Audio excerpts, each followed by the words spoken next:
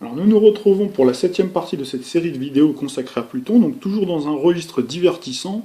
On retrouve dans ces années plutoniennes du Scorpion l'âge d'or du comique français.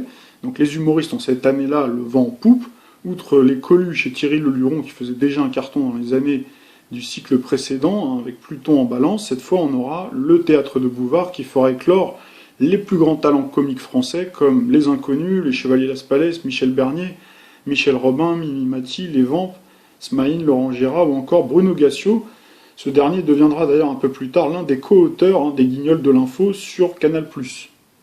Alors un petit mot sur l'instigateur de tout ça, donc Philippe Bouvard que vous aviez vu au centre de la photo. Donc Philippe Bouvard, né le 6 décembre 1929 à 2h30 du matin, donc Sagittaire ascendant Balance. Donc si on jette un petit coup d'œil à sa carte du ciel, donc on se rend compte qu'effectivement Pluton valorisé au milieu du ciel, donc valorisé au MC, mais en maison 9, donc il fait écho à son amas en Sagittaire, et on retrouve Vénus, maître de son ascendant Balance, en Scorpion, d'accord. Et on a également Jupiter, qu'on retrouve en maison 8, donc maison 8 en analogie à la fois avec le 8e signe zodiaque, Scorpion, et Pluton, bien entendu, maître du Scorpion. Donc Jupiter, c'est la planète de la bonne humeur, et du rire, c'est le premier maître du Sagittaire. Donc, et on retrouve Jupiter en plus dans le signe de l'humour, le Gémeaux. Alors en préambule, dans la partie 6, je vous indiquais qu'il y a certains sketchs qui avaient une valeur prophétique. On va en voir un tout de suite, donc des Inconnus, justement, qui révélaient donc certaines prophéties qui se sont réalisées un petit peu plus tard. Bon, JT, vous savez, 92, l'Europe l'année prochaine, vous préconisez donc pour la France une concurrence forte, faible... J'ai sous les yeux le dernier dossier de M. Bérec-Beauvois. Oui, tout à fait, oui. Qui est tout à fait optimiste, d'ailleurs, je vous en lis un passage, si vous voulez. Oui. Design et Frankreich, Russblocken Meister nach Inseltung, unissons nos efforts pour une France prospère et prépondérante, l'avenir est souriant. Bien, merci, et à demain, chers téléspectateurs. Bon appétit. Vous avez peut-être l'intention de me rendre mes 100 francs, là, Alors donc vous avez bien compris que quand Didier Bourdon dit que l'avenir est réjouissant, il faut effectivement le prendre au second degré et même au 36e degré. Et vous avez vu d'ailleurs apparaître le drapeau, il y avait le drapeau français au début, puis après on voit le drapeau allemand, et d'ailleurs il lit le rapport en allemand, donc c'était pour expliquer qu'effectivement la prépondérance et la domination de l'Allemagne sur l'économie française. Donc ça on en a déjà parlé, on avait d'ailleurs évoqué le cycle Uranus-Pluton qu'on retrouvait dans les années donc les années 30, et donc le cycle faux jumeau qui a sévi et qui sévit encore depuis 2011, qui exprime justement cette domination de l'Allemagne, cette fois sur le plan économique et également sur le plan financier, et qu'on avait précédemment sur le plan militaire. C'est vrai que dans ces années-là, la TV des Inconnus faisait un carton monumental jusqu'à la fin du cycle de Pluton en Scorpion, avec leur dernière grande représentation magistrale au mythique Casino de Paris en 1995. Vous vous souvenez, donc on avait parlé de la fameuse expression « mourir de rire » qui renvoie à la dialectique plutonienne, et donc on retrouve bien l'humour caustique, la satire, l'ironie, la dérision, sur un ton subversif, irrévérencieux. Ça, c'est souvent la marque de fabrique de Pluton. Alors Pluton, c'est aussi l'humour politique, ou l'humour noir, qui va dédramatiser des situations extrêmes, et donc les comiques de l'époque n'hésitaient pas à aller très loin dans leurs sketchs pour bousculer la bien-pensance et le politiquement correct. Alors dans ces années plutoniennes du Scorpion, les débats politiques étaient d'ailleurs souvent sans concession dans des émissions comme Droit de réponse avec Michel Polac. On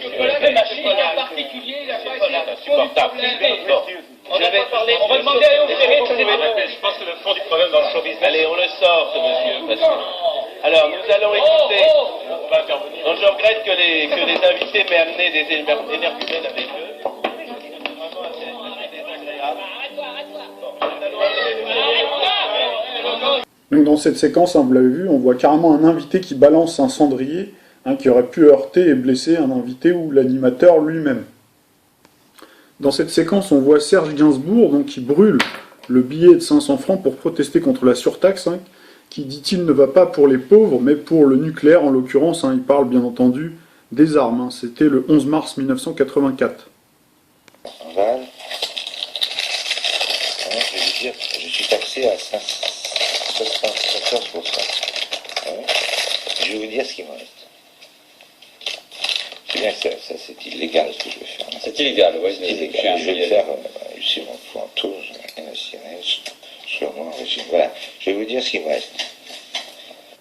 J'arrêterai à 74%. Il faut quand même pas déconner, hein. Parce que ça, c'est pas pour les pauvres, hein. C'est pour le nucléaire et tout. Vous vous rendez compte que vous provoquez beaucoup de monde? C'est bon. Alors des séquences comme ça, borderline, et donc provocatrices, hein, on en a à l'appel dans les années 80. À un autre moment, on voit Serge Gainsbourg hein, qui fait à nouveau de la provoque avec Whitney Houston, où il lui dit, hein, dans la langue de Shakespeare, mais bien fleurie, qu'il aimerait coucher avec la jeune chanteuse qui faisait sa première télévision en France, hein, devant un Michel Drucker vraiment gêné, qui essaye de rattraper le coup. On retrouve ici à nouveau donc, hein, le goût de la provocation et la sémantique à connotation sexuelle de Pluton. Alors dans un autre registre hein, qui cadre toujours avec le champ lexical plutonien, c'est Klaus Kinski, acteur et un authentique plutonien, qui enverra balader son intervieweur du jour, hein, Yves Mourouzi, dans l'émission TV Zèbre. Donc c'est une émission qui n'existe bien entendu depuis plus. Et il quittera d'ailleurs le plateau hyper énervé avec des insultes également en anglais hein, en rapport avec le sexe. Laissez-moi parler parce que moi je suis là pour parler, sinon on m'emmerde. Alors vous êtes là ici pour vous masturber vous-même. Alors petit coup d'œil très rapide sur la carte du ciel de Klaus Kinski, donc 18 octobre 1926 à 20h30, Balance ascendant Cancer, donc voilà, on retrouve bien Pluton valorisé à la cuspide de l'ascendant. Hein. Alors on aurait pu également parler de l'émission hein, Ciel Montmardi de Christophe de Chavannes, donc qui était pas mal non plus dans le registre, mais on va passer tout de suite à un thème un peu plus sérieux. Donc il y avait eu à l'époque, en 1983, donc en pleine période plutonienne du Scorpion, donc la grande marche pour l'égalité, la marche des beurs, qui a d'ailleurs depuis fait l'objet d'une adaptation cinématographique. Donc si cette marche pour l'égalité était au demeurant a priori légitime, hein, elle a beaucoup été instrumentalisée par certains politiques français à des fins électoralistes. Donc là je vous laisse vous faire votre propre jugement et faire vos propres recherches.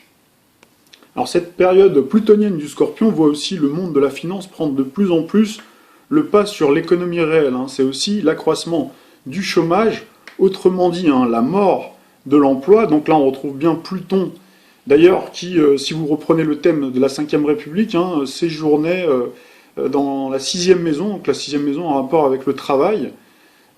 Et donc c'est vrai qu'entre 1970 et 1980, on voit que le chômage hein, a doublé. Donc 1970-1980, 5,4% taux de chômage. Et on voit que 1980-92, donc qui correspond bien à la période plutonienne hein, du Scorpion, et on retrouve carrément hein, 9%. Donc on passe du simple au double. Hein. Alors c'est l'accélération hein, de la mort, de la destruction de l'appareil productif des richesses françaises. Hein. On retrouve là Pluton. Donc si vous mettez sur la carte du ciel hein, de la France, sur la France de la 5e République, on retrouve bien Pluton en conjonction avec Jupiter, donc qui symbolise bien les richesses, la conjonction Jupiter-Neptune. Hein.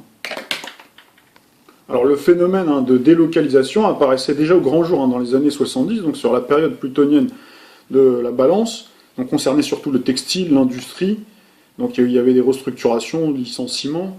Donc il y avait les plus grandes entreprises hein, qui délocalisaient une partie plus ou moins importante de leur production, alors que de nombreuses petites entreprises hein, licenciaient du personnel ou fermaient leurs portes. Hein. Et donc on a la plus emblématique, par exemple, les chaussettes Kindy, qui ont délocalisé dès 1975 leur production. On a eu le producteur de pantalons Biderman qui les délocalisait en Hongrie en 1974, puis au Portugal, etc. Donc on pourrait continuer comme ça longtemps.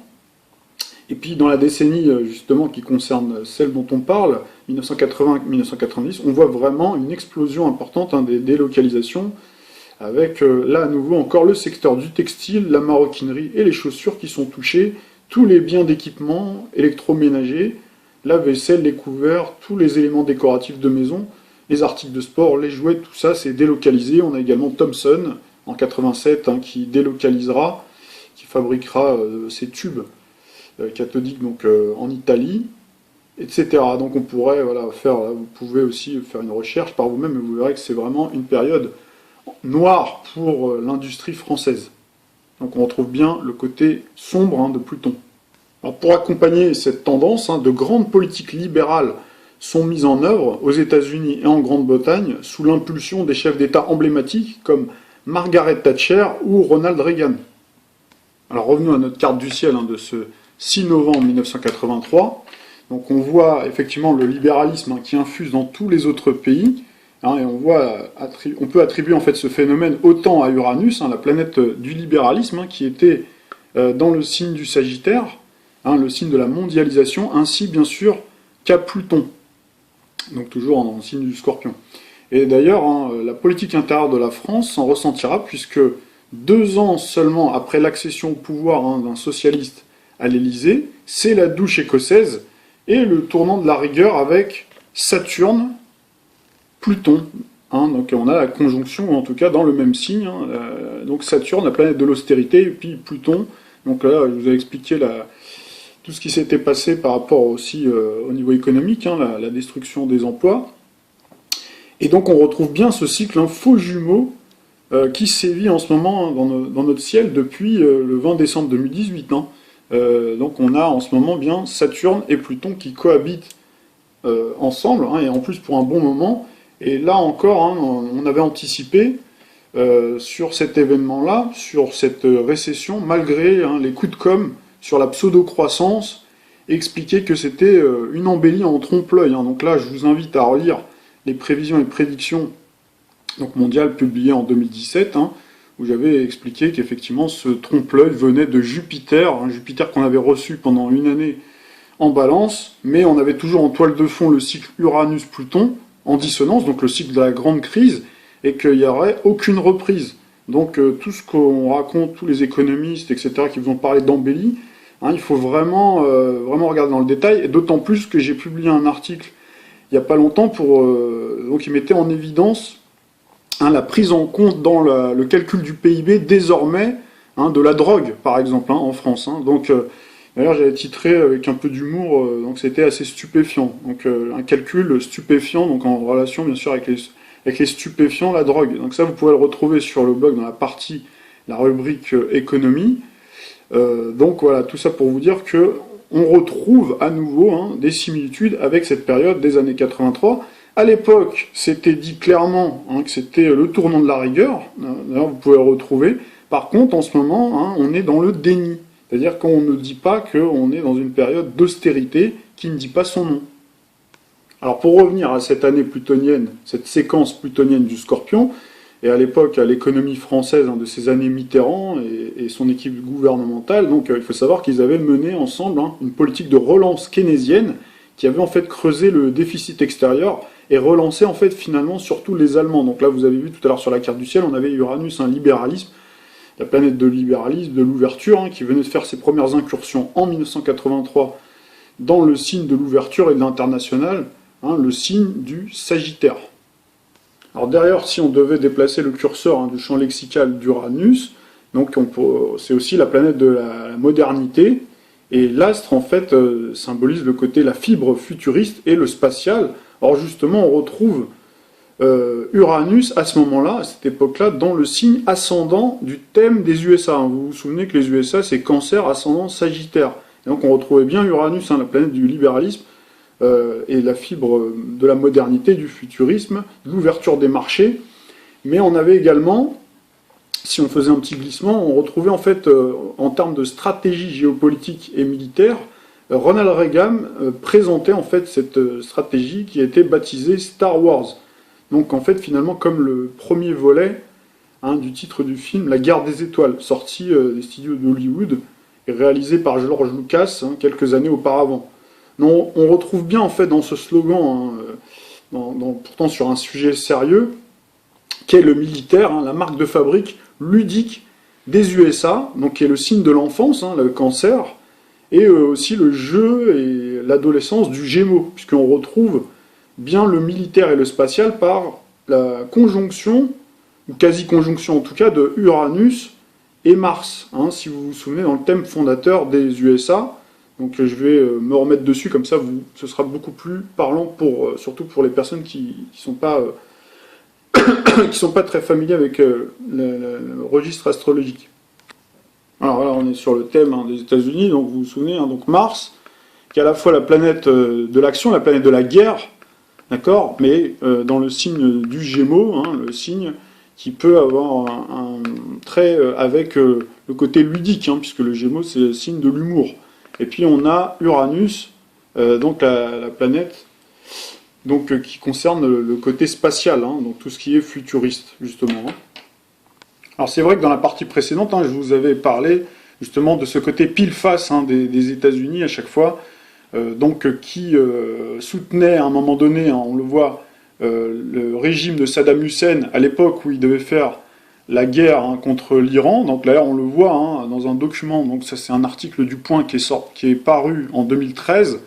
On voit comment ils ont aidé, par exemple, Saddam Hussein à gazer l'Iran. Et puis on voit quelques années plus tard, volte-face. Donc là, on retrouve Mars qui virevolte avec Uranus déjà, puisque c'est une planète qui peut vraiment faire des revirements de situation soudains. Et puis on retrouve également, bien sûr, le Gémeaux qui peut avoir ce côté changeant. Et donc tout ça, on a l'impression que ce coup de com', ce slogan Star Wars, la stratégie militaire, c'est aussi, et d'ailleurs on le retrouve après au niveau cinématographique avec cette profusion de films qui tentent un petit peu de redorer le blason des États-Unis. Là, il y a eu toute une pléiade de films qui essayent de réécrire un petit peu aussi l'histoire, y compris par rapport au Vietnam, on va le voir tout à l'heure, notamment, donc essayent de redorer le blason des États-Unis, de faire oublier en fait justement donc cette stratégie qui est beaucoup moins élogieuse. Et donc là, on retrouve bien le côté obscur de la force, justement, c'est le cas de le dire, avec ce versant-là. Alors en cette année 1983, on avait justement la sortie du Retour du Jedi, donc le 19 octobre 1983, soit quelques jours avant l'arrivée de Pluton en Scorpion, puisque Pluton est arrivé, a fait son premières incursions, son transit le 6 novembre. Donc ça sonnait comme tout un symbole, puisque ce troisième volet, alors aujourd'hui ils l'ont rebaptisé, je crois c'est 6, en fait à l'époque c'était le troisième volet de la mythique saga de Star Wars, traite du côté obscur, des forces psychiques de l'esprit, donc cette rhétorique est une allusion à peine voilée à Pluton, la planète du pouvoir et des puissances occultes. Donc on retrouve en fait Dark Vador, qui symbolise le côté obscur, et puis Luke Skywalker, et tous ces amis Jedi qui représentent justement le bien. Donc on retrouvait à cette époque-là beaucoup de films comme ça, avec ce côté manichéen, le bien et le mal. Alors un petit clin d'œil au plus ancien encore, on retrouvait d'ailleurs dans ces années-là, une réplique Made in Japan de Star Wars, ça s'appelait Sankukai, donc cette série qui a mal vieilli, mais que les plus de 40 ans connaissent, a ouvert la voie en fait en France à l'importation en fait de dessins animés et séries nippones qui ont fait la popularité et la renommée à l'époque de Recrea 2, d'ailleurs qui avait été lancé pour la première fois sur les chaînes hertziennes le 3 juillet 1978, c'était sous le signe du cancer, et après il y a eu bien entendu le Club Dorothée jusqu'en 1997, et donc c'était d'ailleurs un peu après la fin de Pluton en Scorpion. Donc si vous regardez bien sur la position des planètes à cette époque-là, dans les années 78, on avait encore Pluton en Balance, on avait déjà Uranus, donc la planète de la modernité, qui montre ce côté spatial, ce côté futuriste, dans le signe du Scorpion, donc qui est le signe un peu en rapport avec les arts martiaux, la force intérieure. Voilà. Et puis ensuite on a eu bien entendu Pluton qui est venu rejoindre Uranus pendant un certain temps, et puis ensuite Uranus qui a basculé en Sagittaire. Donc on retrouve bien l'esprit guerrier, la devise vaincre ou mourir, du côté samouraï, mais en version et en format cartoonesque. Donc c'est vrai que cette époque avait fait la joie de millions d'enfants et de plusieurs générations. Et en fait, Pluton, si on voulait encore approfondir, on dirait qu'à un moment donné, Pluton avait séjourné dans la maison 5 de la France. Donc la maison 5 qui est en rapport avec le divertissement. Et donc je vous l'ai dit, Uranus, fiction, modernité, avec des robots comme Goldorak, etc. Des robots donc toujours pour avec derrière l'idée de lutter donc, du bien en fait hein, contre le mal. Hein. Alors pour revenir à des choses plus sérieuses, c'est vrai que la politique Star Wars, encore que je dis sérieuse, mais c'est vrai que on fait comme ça sans arrêt le lien entre le cinéma et la politique, la réelle politique, mais c'est vrai que tout est lié en fait hein, finalement. Et donc on retrouve bien là donc, la politique de Star Wars de Reagan hein, qui semble déjà porter ses fruits, hein, puisque c'est désormais la détente avec les pays du bloc communiste, et on retrouve en fait l'affaiblissement de l'idéologie marxiste qui finira c'est-à-dire que le modèle en fait capitaliste hein, finira par avoir raison du modèle collectiviste soviétique, puisque quelques années plus tard, ce sera d'ailleurs l'explosion hein, du bloc de l'Est avec la chute du mur de Berlin, et on retrouve une fois encore le Scorpion, puisque cet événement historique s'est produit le 9 novembre 1989, donc on retrouve bien le Scorpion hein, le mois de novembre. Et donc c'était aussi la fin de l'URSS en 1991. Donc c'est vrai que cette séquence donnera le champ libre à la toute-puissance hein, du capitalisme, mais aussi une voie royale pour le néo-impérialisme états-unien, y compris sur le plan militaire, avec l'OTAN qui réoriente ses objectifs. Hein, chronologiquement, quand on fait le parallèle, on voit bien la coïncidence entre la chute hein, de l'URSS, c'est-à-dire la fin du bloc de l'Est 1991, et on voit un peu avant, c'est-à-dire entre 1989, la chute du mur de Berlin, donc, qui est symbolique, hein, et puis la chute du bloc soviétique complet hein, en 91, on retrouve quoi? La guerre, première guerre du Golfe, et puis en fait on voit les États-Unis après qui font feu de tout bois depuis maintenant cette époque-là. Donc, cette époque, il faut savoir aussi qu'elle coïncide avec l'accélération de la construction européenne, hein, où Pluton, dans son domicile en Scorpion, déploiera toute sa stratégie politique souterraine pour prendre subrepticement d'une main donc de nombreuses décisions en faveur des intérêts financiers et des puissances d'argent, tout en vendant de l'autre main au peuple hein, des pays membres de la communauté européenne, bien aidés par les médias hein, et tout l'arsenal médiatico-politique, hein, le progrès économique et social, la liberté de circulation, etc., le libre-échange. Hein. Alors j'ai dressé la carte du ciel hein, du thème du traité de Maastricht, au moment où il a été adopté, donc le 7 février 1992, donc on retrouve la trace de cette volonté hein, dans le thème du traité de Maastricht, avec la dissonance du Soleil donc accompagné de Mercure, Saturne hein, dans le signe du Verseau, donc le signe du libre-échange, donc le soleil c'est le symbole de la clarté, voilà, et on a, vous voyez là cette ligne rouge, c'est la dissonance à Pluton, hein. Pluton donc était bien entendu encore en Scorpion, pouvoir occulte, puissance financière souterraine, hein, qui a rendu finalement opaque et caché le vrai projet qui visait à déposséder la souveraineté des nations au profit des technocrates, et là on retrouve en fait hein, la technostructure, symbolisé par, donc on retrouve un Saturne, donc maître hein, du Capricorne, donc en Verseau, hein, qui est également d'ailleurs, Saturne c'est également le deuxième hein, maître du Verseau, et on retrouve une pléiade d'astres dans le signe du Capricorne, donc qui symbolise bien les institutions, les technocrates, la technostructure, et on a d'ailleurs la conjonction à l'époque hein, Uranus-Neptune, donc qui symbolise justement cette fusion en fait, hein, capitalisme et collectivisme, c'est-à-dire régime Uranus, donc c'est le capitalisme, hein, et Neptune, c'est le collectivisme, le socialisme, ou en tout cas le communisme. Et donc on retrouvait déjà, dans les années 1821, un premier cycle identique, vraiment là c'est vraiment à l'identique, Uranus-Neptune, donc 1821, donc c'était le début hein, du capitalisme, du productivisme, de l'industrie, etc. Hein. Et donc là, c'est comme si on avait eu en fait un deuxième tour de manivelle, mais cette fois, donc, on voit bien que le communisme hein, a explosé, et donc c'est le capitalisme qui l'a mangé d'une certaine manière. Donc l'idéologie et la doctrine communiste, et donc par contre qui laisse le champ libre justement à la toute-puissance et l'exagération. Après, on va avoir ce qu'on appelle la financiarisation de l'économie. Et donc cette année-là, on aura notamment à l'intérieur du fameux traité de Maastricht qui a été adopté, hein, puisqu'il a été soumis à référendum. Bon, il faut voir après tout le tapage médiatique qui avait été fait, puis surtout, il y avait des choses qui étaient cachées à l'époque, hein, puisque même de nombreux politiques disent, alors après, il faut voir est-ce que c'est vrai ou non, mais disent qu'ils ne savaient pas, par exemple, qu'il y avait un article, l'article 104, donc qui interdisait, donc là c'était un petit peu le grand frère, la suite en fait de la loi de 73, en fait, hein, c'est dans la continuité, donc qui interdisait aux États de se financer gratuitement auprès de leur banque centrale.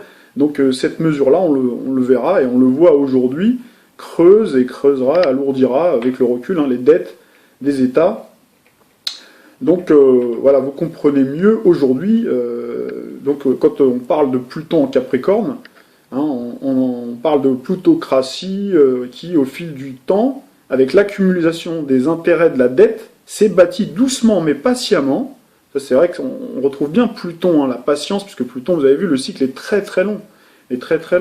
Donc c'est arroger tous les pouvoirs en s'arrogeant d'abord l'argent, d'abord la puissance financière, donc c'est-à-dire qu'il a grossi, il est devenu de plus en plus puissant, avec de plus en plus d'argent, pour pouvoir acheter tout le monde et n'importe qui. Donc c'est-à-dire que là aujourd'hui Pluton, donc on voit bien, il y a une concentration des richesses, donc dans le signe du Capricorne, le signe, donc c'est un signe qui est pur, si vous voulez, hein. C'est-à-dire qu'avant il y avait, les richesses étaient partagées dans le monde de manière plus ou moins équitable, mais là aujourd'hui, on retrouve vraiment une concentration aux mains d'une soixantaine, au début c'était 80, puis maintenant c'est 60 personnes, et puis plus on va avancer dans le temps, et moins il y aura de monde, il y aura de plus en plus une forme de monopole.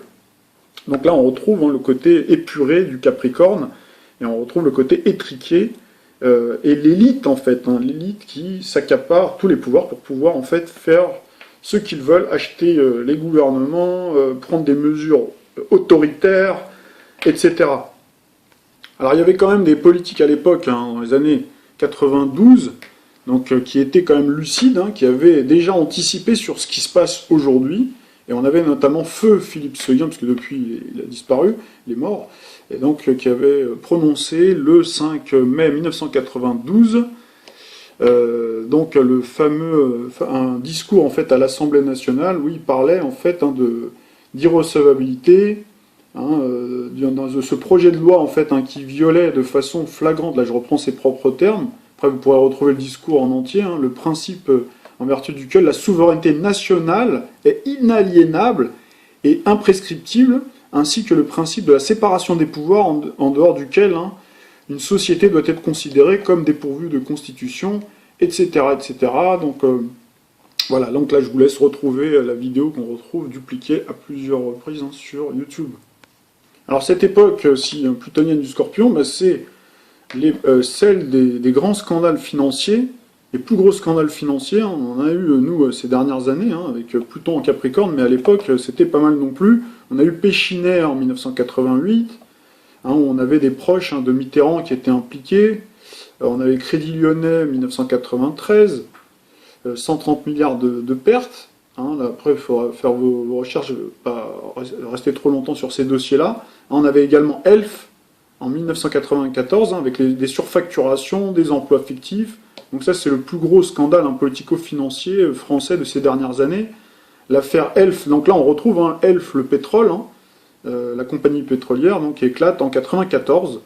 Donc le juge d'instruction, d'ailleurs, à l'époque c'était Eva Joly, qui met au jour un impressionnant réseau de trafic d'influence, de corruption, de détournement de fonds, qui implique des dirigeants du groupe pétrolier, Loïc Le Floch-Prigent, des hommes politiques de gauche, Roland Dumas, et de droite, Charles Pasqua. D'ailleurs, ça a fait l'objet d'une adaptation cinématographique. Puis on a eu également donc le scandale de Barings. Alors passons au plan sociétal. Pluton dans son domicile en Scorpion devait donner la pleine mesure d'une sexualité hors norme. Ce fut effectivement le cas, mais uniquement à travers des vidéos X qui se démocratisent et sortent des cercles privés des cinémas en débarquant par le biais des magnétoscopes chez monsieur et madame tout le monde. Un peu plus tard, c'est la chaîne cryptée Canal+, qui a été lancée sous le signe du Scorpion le 4 novembre 1984, qui diffusera, une année plus tard, le 31 août 1985, le premier film interdit aux moins de 18 ans. Donc à cette époque, c'est vrai qu'elle résonne comme l'âge d'or du cinéma pour adultes, avec l'éclosion de stars essentiellement féminines. Donc là, on retrouve en fait une cohabitation à l'époque puisque la période précédente, on a vu l'émancipation des femmes, et là on retrouve un petit peu le mythe de la femme-objet. On a toujours les associations, bien entendu, féministes qui essaient de se faire entendre, mais on a plus une domination de la jante masculine et de la phallocratie à l'époque, et pour cause, puisque Pluton, la planète de la sexualité, est dans son domicile en Scorpion. Alors dans le même temps et paradoxalement, alors qu'on croyait que la médecine avait vaincu les maladies vénériennes et la plupart des MST, une nouvelle maladie, le sida, provoque dès 1983 déjà de nombreux morts en s'attaquant aux défenses immunitaires. Il y avait un rapport d'ailleurs à l'époque assez alarmant qui était publié le 20 mai 1983 sur les ravages du virus HIV. Et donc on retrouve encore la symbolique de Pluton alliant la mort liée au sexe. Alors le voyage aux confins du système solaire n'est pas fini, on se retrouve, si vous le voulez bien, pour la suite, puisque j'ai beaucoup de choses à vous dire encore concernant cette année riche en événements, Pluton en Scorpion.